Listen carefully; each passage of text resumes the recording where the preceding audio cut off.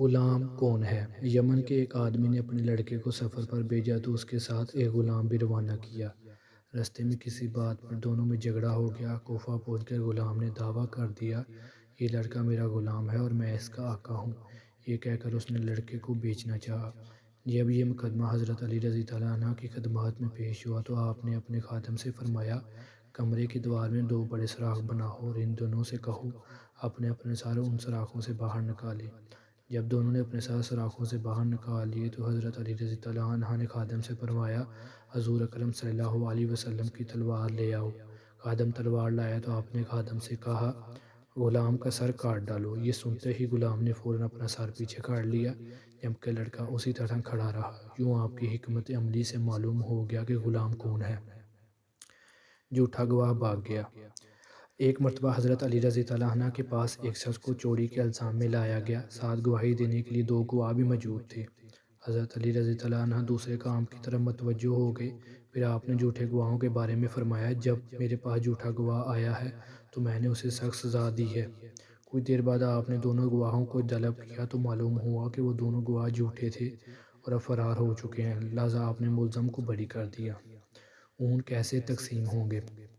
ایک مرتبہ حضرت علی رضی اللہ عنہ کے پاس 3 آدمی آئے اور کہنے لگے، ہمارے پاس 17 اونٹ ہیں، ایک کا حصہ کل اونٹوں کا آدھا، دوسرے کا حصہ تائی اور تیسرے آدمی کا حصہ سب اونٹوں میں 9 ہے۔ آپ ہمارے درمیان اونٹ تقسیم کیجیے، مگر شرط یہ ہے کہ انہیں کاٹنا نہ پڑے۔ حضرت علی رضی اللہ عنہ نے بیت المال سے ایک اونٹ منگوایا۔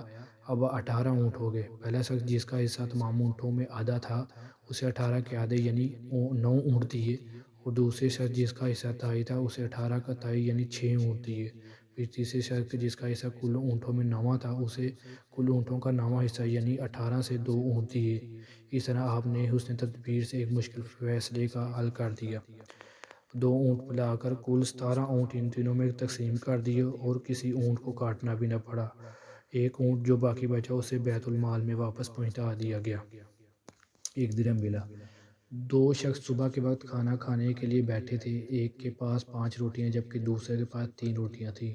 اتنے میں ادھر سے ایک شخص گزرا، ان دونوں نے اس کو بھی اپنے ساتھ بٹھا لیا اور تینوں نے وہ 8 روٹیاں ملا کر کھا لی۔ تیسرے شخص نے جاتے ہوئے 8 درہم ان دونوں کو دی اور کہا، میں نے تمہارے ساتھ جو کھانا کھایا اس کی قیمت ہے یہ، تم اسے آپس میں تقسیم کر لو۔ اب ان دونوں میں تقسیم پر جھگڑا ہو گیا۔ 5 روٹیوں والے شخص نے کہا، میں 5 درہم لوں گا، میری روٹیاں 5 تھیں، اور تم 3 درہم لو، تمہاری روٹیاں 3 تھیں۔ دوسرے نے کہا، نہیں، رقم آدھی آدھی تقسیم ہوگی۔ دونوں نے یہ معاملہ لے کر حضرت علی رضی اللہ عنہ کی خدمات میں حاضر ہوئے۔ آپ نے مشورہ دیتے ہوئے 3 روٹی والے شخص سے فرمایا، تمہاری ساتھی جو تمہیں دے رہا ہے اسے قبول کر لو کیونکہ اس کی روٹیاں زیادہ تھیں۔ وہ کہنے لگا، میں صرف انصاف والی بات کو قبول کروں گا۔ آپ نے فرمایا، انصاف یہی ہے کہ تم 1 درہم لو اور تمہارا ساتھی 7 درہم لے۔